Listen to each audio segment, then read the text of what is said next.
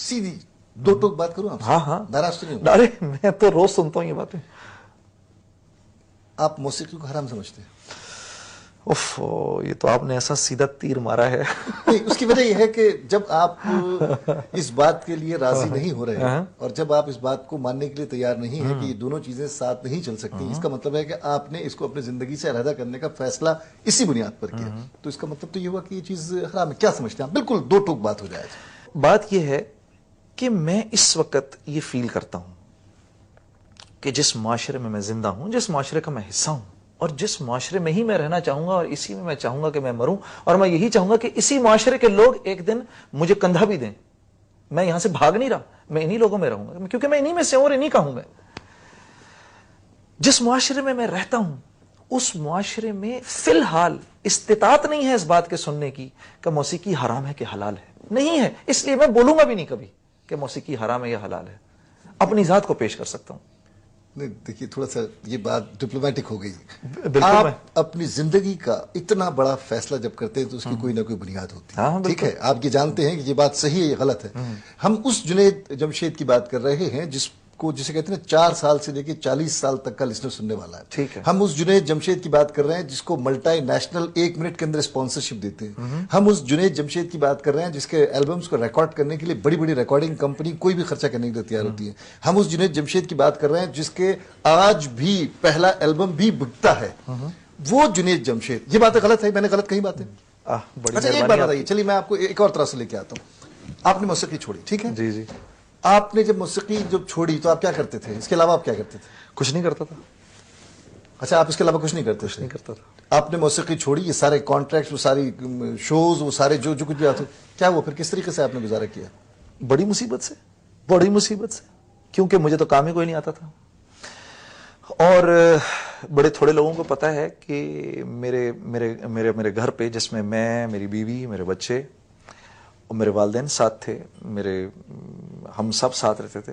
मैं आज बता सकता हूँ, शायद पहले ना बता सकता क्योंकि इजाजत नहीं है अपनी कमी को बताने की, लेकिन हमारे घर पे एक स्टेज ये आ गई कि पूरे घर में 100 रुपया भी नहीं था।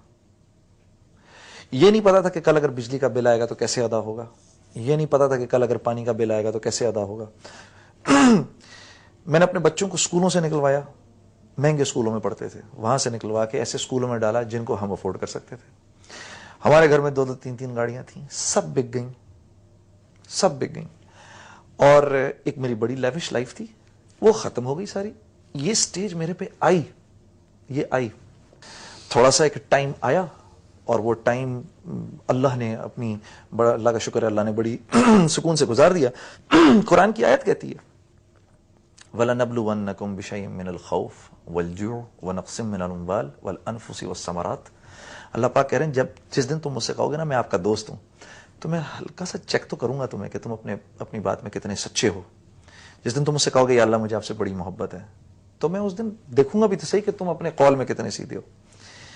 मैं तुम्हें हल्के से माल की कमी से चेक करूंगा, थोड़ी बीमारी दे के चेक करूंगा, थोड़ा सा जरा बच्चों की सख्ती दे के चेक करूंगा। तो ये चेकिंग होगी। अगर इस चेकिंग में तो पूरे उतर गए हैं, वबश्शिर साबिरीन, तो फिर मेरी बशारत है साबरीन के लिए, फिर तुम फिक्र ना करो। अच्छा जी, अल्लाह ने इस सिलसिले में आपसे क्या मामला किया, ये मैं आपसे बाद में बात करूंगा, क्योंकि आपने बहुत बड़ी बात कही है और हम देखना चाहेंगे कि इस सिलसिले में बहरहाल वो तो रब्बुल आलमीन है, सारी कुदरत उसके पास है, लेकिन क्या रहा इससे बात करेंगे। लेकिन मैं साथ साथ चाहूंगा कि बातचीत में कुछ ऐसे लोग भी शामिल हों जो आपके चाहने वाले भी हैं और उनसे बातचीत भी हो। तो यूं करते हैं कि लेकिन आपने बातें करके मुझे इस मुकाम पे पहुंचा दिया कि मुझे जरूरत है एक सिप की। ये लेते हैं नाज़रीन, एक ब्रेक लेते हैं और मैं समझता हूं कि ये बहुत ही इंपॉर्टेंट इंटरव्यू है, इसे जरूर देखिएगा, सुनिएगा हमारे इस प्यारे दोस्त की बात। आप भी, मैं चाहूंगा कि ये थोड़ा सा हम लोग आगे बढ़ाएं। तो नाज़रीन, हमारी आपकी मुलाकात होती है एक ब्रेक के बाद, लेकिन इस सिप का मतलब ये नहीं है कि मैं अपनी बातों से हटने वाला हूं और ये तो हटने वाले हैं नहीं, मुझे पता है। तो मिलते हैं एक ब्रेक के बाद।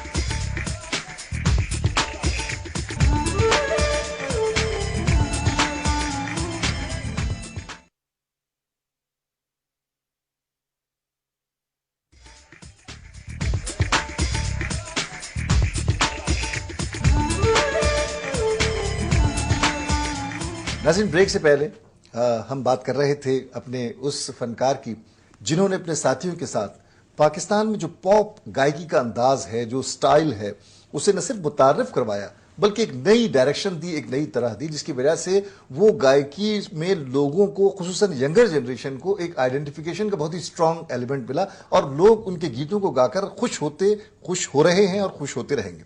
لیکن انہوں نے اس گائیکی کو خیر بات کہہ دیا۔ جنید جمشید صاحب سے، جیسا کہ آپ جانتے ہیں، ہماری بات چیت کا سلسلہ چل رہا ہے۔ جنید، میں بہت امپورٹنٹ اس حوالے سے ایک سوال آپ سے کرنا چاہتا ہوں، لیکن میں چاہتا ہوں کہ اس گفتگو میں کچھ اور لوگ بھی شامل ہوں۔ ایک بہت ہی معزز ہمارے دوست ہیں، اپنی فیلڈ کے لیجنڈ ہیں، دیکھتے ہیں اگر وہ لائن پر ہیں۔ ہلو، السلام علیکم جناب، کیسے مزاج ہیں؟ السلام علیکم، میں بالکل ٹھیک ٹھاک ہوں۔ بات یہ ہے کہ اس سے پہلے کہ میں کوئی آپ سے کمنٹ لوں، وہ کہتے ہیں نا کہ جی دو دوستوں میں لڑائی ہو گئی، کہ لیں تم کہاں کے ہو، بولیں گے جی میں تو لالو کھیت کا ہوں، کہ لیں تم، کہ لیں میں مکہ کا ہوں، تو کہ لیں میں تو تمہیں گالی بکسا ہوں، تو تمہیں تو گالی نہیں بکی جا سکتی۔ اب وہ جو بندہ میرا دوست یہاں بیٹھا ہے، اس میں کوئی شک نہیں کہ جو کچھ یہ کر رہے ہیں اس سے اختلاف کرنا مطلب اپنی شخصیت کا جو ہے وہ ٹیلی ویژن اسکرین کے اوپر جو ہے وہ تین تیرا کرنا ہے۔ نہیں، میں تو یہ سمجھتا ہوں کہ ہم جو کر رہے ہیں کسی بھی فیلڈ میں، اگر ہم اپنی پوری دیانتداری سے، خلوص نیت سے اور کسی ایک نظریے کے تحت کوئی کام کریں، جیسے کہ جمشید بھی کر رہے تھے اور کر رہے ہیں، تو وہ بھی ایک طرح سے اگر دیکھا جائے، اگر میں غلطی پہ نہیں ہوں تو حقوق العباد میں ضرور آ جاتا ہے کہ we are contributing something toward the humanity. اور انہوں نے تو بہت کام کیا اپنے وطن کے لیے، اپنے لوگوں کے لیے، اور پھر یہ ایک تبدیلی آئی۔ یہ تبدیلی بھی کوئی ایسی نہیں، یہ بھی اللہ کی جانب ایک رستہ ہے جو میں سمجھتا ہوں خیر مسلمان کا دل جو ہے، ہر دیندار کا دل تو ہر وقت اللہ کی طرف ہوتا ہے، اس کے راستے کسی ذکر میں آتے ہیں، کسی عبادت میں آتے ہیں، کیسے رہتے ہیں، لیکن اللہ کی طرف سے غفلت تو ہو سکتی نہیں ہے۔ اب وہ پلڑا کبھی کسی طرف بھاری ہو جاتا ہے، لیکن پرسوں رات کو 13 اگست کی ان کو ٹیلی ویژن پہ دیکھ کے اور گاتے دیکھ کے پھر بڑی مسرت ہوئی کہ یہ رابطہ جو ہمارا ان کا تھا وہ بھی قائم ہے، اور امید ہے کہ قائم رہے گا۔ اس کی شاید اشکال اور صورتحال تھوڑی بدلتی رہے۔ تو میں سمجھتا ہوں، اور میرے سمجھنا خیر کسی اس کا مفتی کا کہنا نہیں ہے کہ اس کو فتوے کے طور پہ لیا جائے، کہ ہم اگر کوئی کام کر رہے ہیں، خدمت کر رہے ہیں اپنے فیلو ہیومن بینگز کی سم ہاؤ، تو شاید یہ بھی اللہ کو خوش کرنے کا ایک راستہ ضرور ہے۔ یقیناً یہ فرض بنتا ہے اس نازک وقت پہ، جبکہ یہ الغار ہے، کلچرل انویژن ہر طرف سے ہے، ویسٹ سے بھی ہے، دائمائی سے بھی ہے، تو ہم اگر اپنے وکٹ پہ اپنے ڈیوٹیز میں قائم رہتے ہوئے اپنی بیسٹ پرفارمنسز دیں تو یقیناً ہم ایک ڈھال کا کام کریں۔ بہت شکریہ بھائی آپ کا۔ اوکے، تھینک یو، اللہ حافظ۔ عابد بھائی نے ایک بات کہی، اور جس کا میں پوری طریقے سے، دیکھیے ایک بات کی ہوتی ہے کہ حقوق العباد والی بات آ جاتی ہے۔ بھائی نہ میں مولانا ہوں نہ عابد علی صاحب ہے، ہماری نالج اس سلسلے میں کم ہے، انہوں نے بھی اس بات کا اعتراف کیا اور میں بھی بڑا واضح طور پہ کرتا ہوں، لیکن آپ کا وہ کام، آپ کا وہ عمل جو باقی لوگوں کے لیے بہتری کے سامان پیدا کر سکے، اور خاص طور پر دیکھیے جب میں وہی بات کہ جب ہم جنید جمشید کو اسٹیج پہ پرفارم کرتے ہوئے دیکھتے ہیں اپنے تمام گروپ کے ساتھ، نہ تو آپ کے لباس سے، نہ آپ کی زبان سے، نہ آپ کے کسی جسچر سے، نہ آپ کے کسی لیرکس سے، نہ آپ کی کسی کمپوزیشن سے ہمیں کہیں بھی کوئی ولگیرٹی، کوئی بےہودگی، کوئی ایسی چیز نظر نہیں آئی جو ینگر جنریشن کو یا میوزک لورز کو ان دی ادر سینس آپ کہہ لیں کسی طریقے سے جسے کہتے ہیں بہکا سکے یا ان کا جو ہے کسی خراب کرنے کا سبب ہو۔ تو کام اچھی طریقے سے اگر ہو رہا تھا تو اس کو اس طریقے سے بریک لگا دینا یہ کہاں کا انصاف ہے؟ اوفو، جو کام میں کر رہا ہوں، جب میں تبلیغ پہ نکلتا تھا تو میں یہ سمجھتا ہوں کہ سب سے بڑا جو ایک کام کوئی بھی انسان کسی دوسرے انسان کے لیے کر سکتا ہے وہ یہ کہ اس کی کسی طریقے سے اللہ سے دوستی کرا دے۔ ٹھیک ہے، جب میں میوزک کرتا تھا تو میری سب سے بڑی خواہش یہ ہوتی تھی کہ لوگوں کے اندر پاکستانیت آئے، ٹھیک ہے، پاکستان سے محبت آئے ان کے دلوں کے اندر۔ یہ جو میں کام کرتا ہوں جا کے، میں سمجھتا ہوں اس سے بڑا تو میں اور کیا حقوق العباد کر سکتا ہوں کہ یہ نبیوں والا کام ہے، اللہ کی بات کرنا، لوگوں کو اللہ کی طرف بلانا۔ انبیاء اس کام کو کرتے تھے، ان سے بڑا کوئی حقوق العباد کا حق ادا کر سکتا ہی نہیں تھا انبیاء سے بڑھ کے۔